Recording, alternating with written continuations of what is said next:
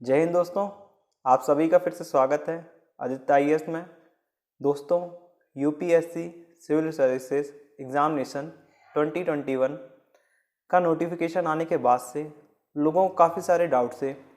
ऐसे कैंडिडेट जो OBC, non creamy layer, EWS और एससी या एसटी कैटेगरी से बिलोंग करते हैं, उनको रिजर्वेशन कैसे मिलेगा, उनके पास सर्टिफिकेट नहीं है तो क्या करें, क्या स्टेट गवर्नमेंट का सर्टिफिकेट लगेगा या सेंट्रल गवर्नमेंट का, या दोनों सेम ही होते हैं। ऐसे लोगों को बहुत सारे डाउट्स हैं। तो उन डाउट्स के रिलेटेड मैंने पिछले 2 वीडियो में डाउट्स को सॉल्व करने की कोशिश की थी, लेकिन उसके बाद भी लोगों को काफ़ी सारे डाउट्स हैं। तो इस वीडियो में मैं कोशिश करूँगा जो भी आपके डाउट्स हैं वो सारे डाउट्स क्लियर हो जाएं। तो दोस्तों, शुरू से लेकर अंत तक आप बने रहिए। और जो भी लोगों ने कमेंट किए हैं, मैं सबका पर्सनली रिप्लाई तो नहीं कर पाया, उसके लिए मैं हाथ जोड़ के माफ़ी मांगना चाहूँगा। मैंने कोशिश की, मैं जितने को पर्सनली रिप्लाई कर सकता था मैंने किया। लेकिन दोस्तों, प्रॉब्लम ये आ रही है कि जब मैं चैट में रिप्लाई करता हूँ तो उसमें लोगों को पूरी तरह मैं सेटिस्फाई नहीं कर पाता हूँ, पूरी तरह मैं आंसर नहीं कर पाता हूँ और लोगों को बता भी नहीं पाता हूँ क्या सही है क्या गलत है, उनके डॉक्यूमेंट्स के बारे में भी नहीं बता पाता हूँ। और जब मैं उनका रिप्लाई करता हूँ तो वो बस पढ़ते हैं ना, वो बस पढ़ पाते हैं क्योंकि मैंने उनको रिप्लाई किया, उनको बस नोटिफिकेशन जाता है।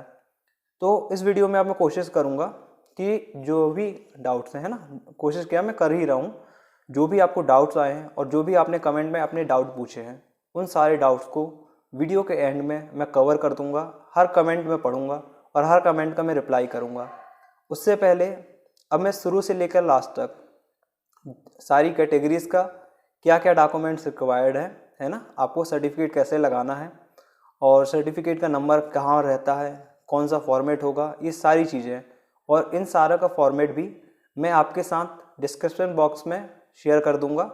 और लोगों को ये भी डाउट है कि डिस्क्रिप्शन बॉक्स कहाँ होता है, तो दोस्तों मैं आपको बताना चाहूँगा, जब आप यूट्यूब वीडियो को मेरा देख रहे होंगे तो उसमें जो मैंने टाइटल डाला हुआ है, how to fill UPSC civil services examination form 2021 for OBC non creamy layer students and EWS student, ऐसा लिखा हुआ है। जब आप वहाँ पर क्लिक करेंगे तो नीचे वीडियो के बारे में और भी जानकारी दी हुई है। आप और नीचे क्लिक करते जाएंगे तो वहीं पे ओबीसी, ईडब्ल्यूएस और एससी एसटी सबका लाइन से लिखा हुआ है। आप जिस पर जाना चाहते हैं क्लिक करिए, आपको डॉक्यूमेंट्स मिल जाएगा, है ना। तो अब शुरू करते हैं ओबीसी स्टूडेंट के लिए।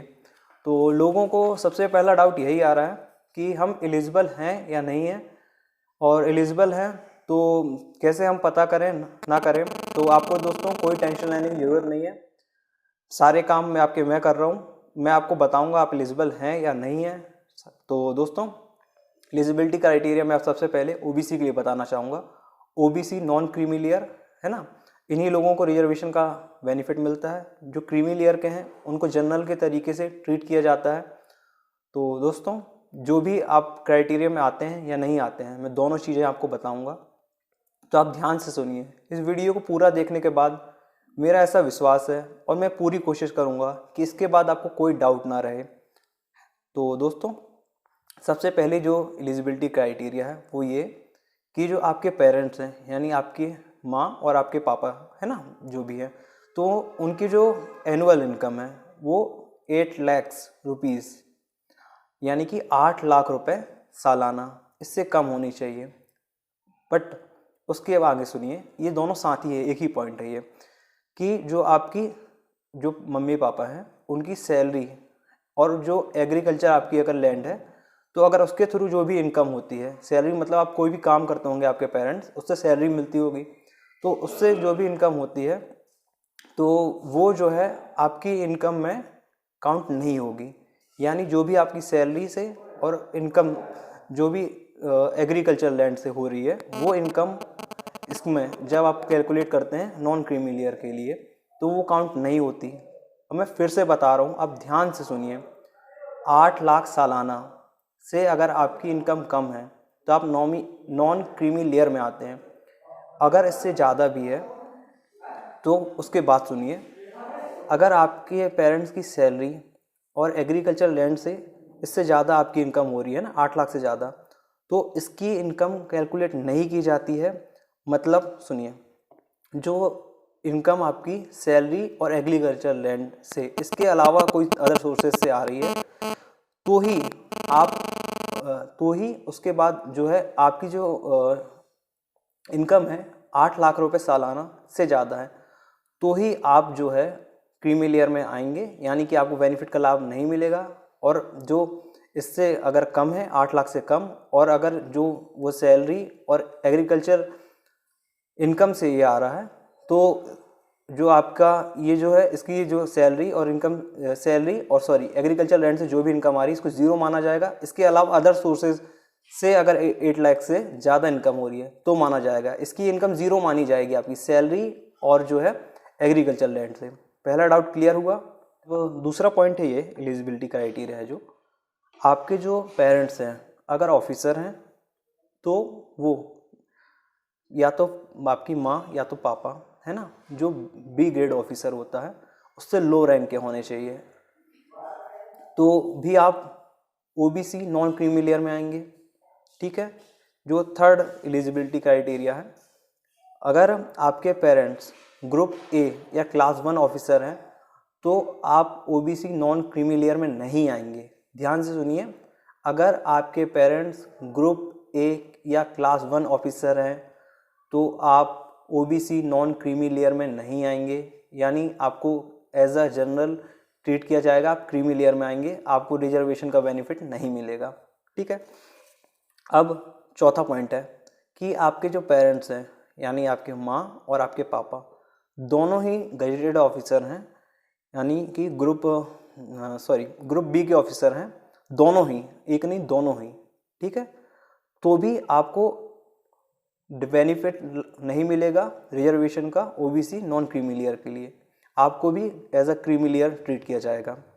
अब चौथा पॉइंट वो है ये कि आपके जो पेरेंट्स हैं, फादर या मदर कोई भी, अगर उनकी जो एज है 40 ईयर्स, इससे पहले वो गजेट ए के ऑफिसर में प्रमोट हो गए हैं, जो भी जिस भी तरीके से, या जो वो है ऑफिसर बी क्लास के रहे हों शुरुआत में जब वो ज्वाइन किया उन्होंने, उसके बाद जब उनकी एज 40 हो उससे पहले अगर वो ग्रुप ए के ऑफिसर हो गए हों तो आपको जनरल कैटेगरी के कैंडिडेट की तरह ट्रीट किया जाएगा, यानी कि आपको रिजर्वेशन का बेनिफिट नहीं मिलेगा, आप क्रीमी लेयर में आएंगे।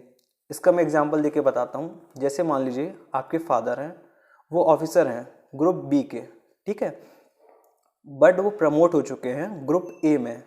जब वो प्रमोट हो रहे थे तो उनकी एज अगर 40 साल से कम थी तो आप as a OBC creamy layer में आएंगे, यानी आपको रिजर्वेशन का लाभ नहीं मिलेगा।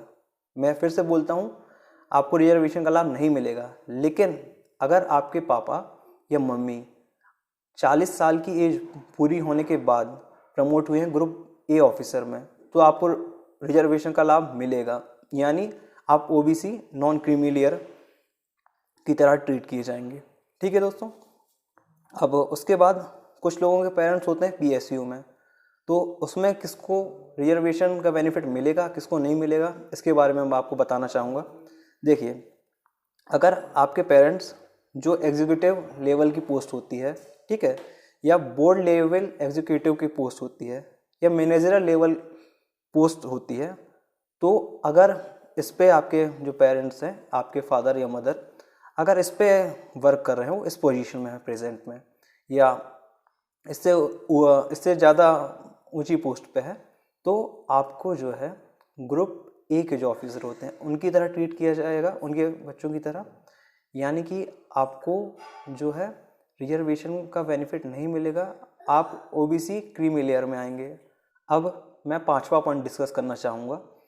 अगर आपके parents junior management grade scale 1, ठीक है, और इससे ऊपर जो भी पोस्ट होती हैं पब्लिक सेक्टर बैंक, यानी कि एसबीआई या सीबीआई यानी सेंट्रल बैंक, या जो भी पब्लिक सेक्टर के बैंक है जिसमें गवर्नमेंट की जो इक्विटी है 51% से ज़्यादा रहती है ना, या कैनरा बैंक या जो भी बैंक हैं पब्लिक सेक्टर के, इसमें अगर आपके पेरेंट्स ग्रेड या स्केल 1 से के ऑफिसर हैं, या इससे ऊपर के अधिकारी हैं, इससे उच्च अधिकारी हैं, या जो भी फाइनेंशियल इंस्टीट्यूशन है इंडिया में, या जैसे नॉन बैंकिंग फाइनेंशियल इंस्टीट्यूशंस, जैसे कई सारे हमको फाइनेंस करते हैं जो बैंक से अदर होते हैं ना वो, या जो भी पब्लिक सेक्टर इंश्योरेंस कंपनी है जैसे कि LIC वगैरह, अगर आपके पेरेंट्स इसमें काम करते हैं और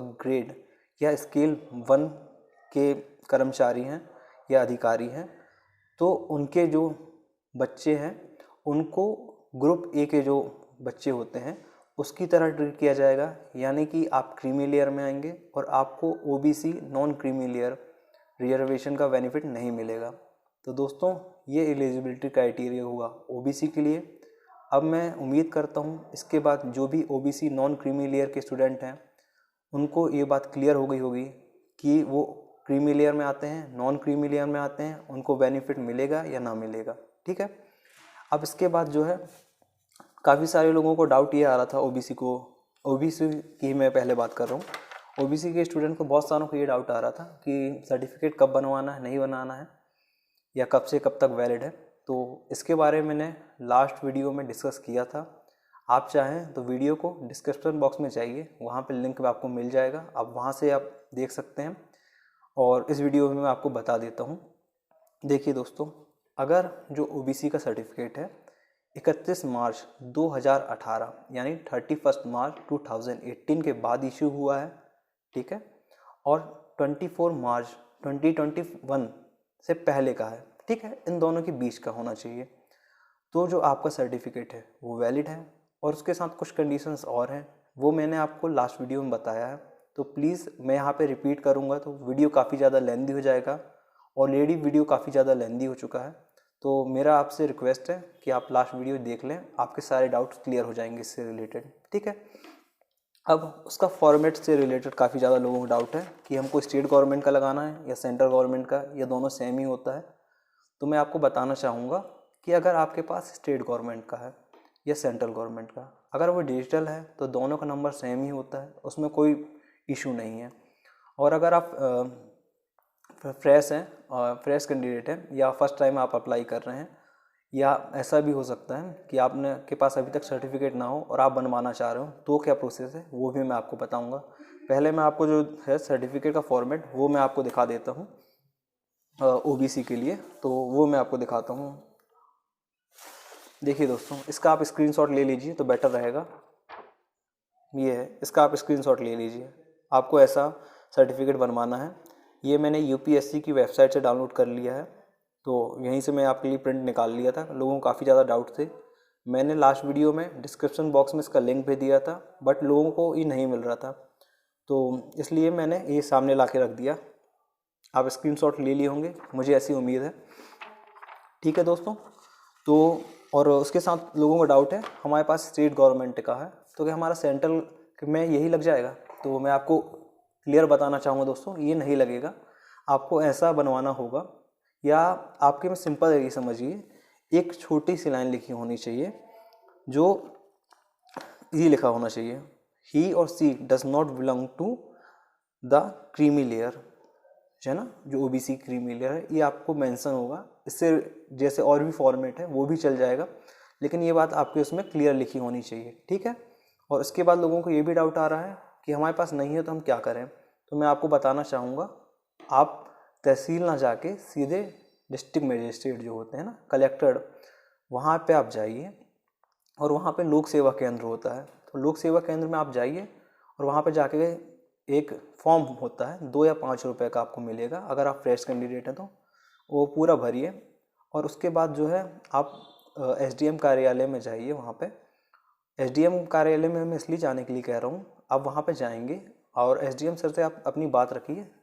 आपको एप्लीकेशन लिखने की ज़रूरत नहीं है, आपको केवल इतना बताना है, सर मैं UPSC की तैयारी कर रहा हूँ, नोटिफिकेशन आ चुका है और मैंने अभी तक अप्लाई नहीं किया है, सर ये प्रॉब्लम आ रही है।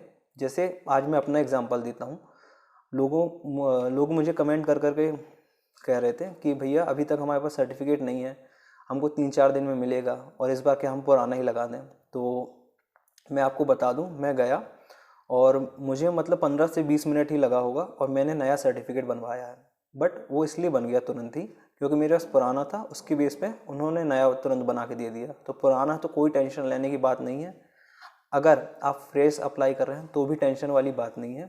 आप अप्लाई करिए और उसके बाद जाके सीधे मतलब आप यहाँ वहाँ मत घूमिए, जो एजेंट लोग होते हैं उनके आसपास मत जाइए, उनसे जाके परेशान मत होइए कि वो आपको 10 तरीके की बातें बताएंगे कि आप हमसे बनवा लो, हम इतने दिन में करवा देंगे, उतने दिन में। कुछ नहीं करना है आपको। आप लोक सेवा केंद्र जाओ या लोक सेवा केंद्र मत जाओ तो जो एसडीएम कार्यालय है आप वहाँ पे जाओ, उसके पास में ही जो आपको क्लर्क लोग हैं वो मिल जाएंगे सॉरी, तो उनसे आप जाके बात करो और सीधे आप एसडीएम कार्यालय में एसडीएम सर से बात करो, सर ऐसी सी बात है।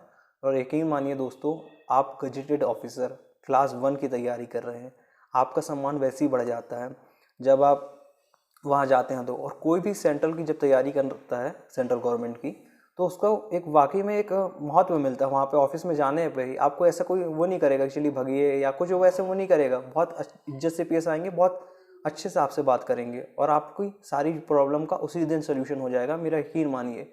और मुश्किल से मुश्किल आपको लगेगा तो 2 से 3 दिन लगेगा अगर आपके पास पुराना सर्टिफिकेट नहीं है तो। और अगर अभी है तो कोई दिक्कत ही नहीं, आपको अभी इशू हो जाएगा। और इसके साथ साथ लोगों को ये भी दिक्कत आ रही थी कौन सी अथॉरिटी इसको इशू करती है, तो वो भी मैं आपको बता देता हूँ कौन कौन से जो ऑफिसर हैं उसके लिए उनके पास अथॉरिटी है कि वो सेंट्रल लेवल का जो कास्ट सर्टिफिकेट है वो इशू कर पाएँ, है ना। तो देखिए दोस्तों, सबसे पहले तो district magistrate, additional district magistrate collector को ही कहते हैं, ठीक है। एडिशनल डिस्ट्रिक्ट मजिस्ट्रेट एडीएम, ठीक है।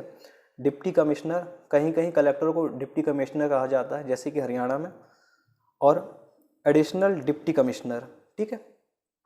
Deputy collector, first class stipendiary magistrate, sub divisional magistrate, extra assistant commissioner, taluka magistrate, executive magistrate, chief presidency magistrate, additional chief presidency magistrate, presidency magistrate, revenue officers, है ना, जो भी रेवेन्यू ऑफिसर्स होते हैं जो उनकी रैंक है तहसीलदार से कम का नहीं होना चाहिए। सबसे जो मतलब आप कम से कम करा सकते हैं, तहसीलदार से तो कम से कम कराइए, उससे ऊपर की अथॉरिटी होगी तो चल जाएगा। तो आई होप दोस्तों अब ओबीसी के कैंडिडेट जो भी हैं नॉन क्रीमी लेयर के, उनके सारे डाउट्स क्लियर हो गए होंगे।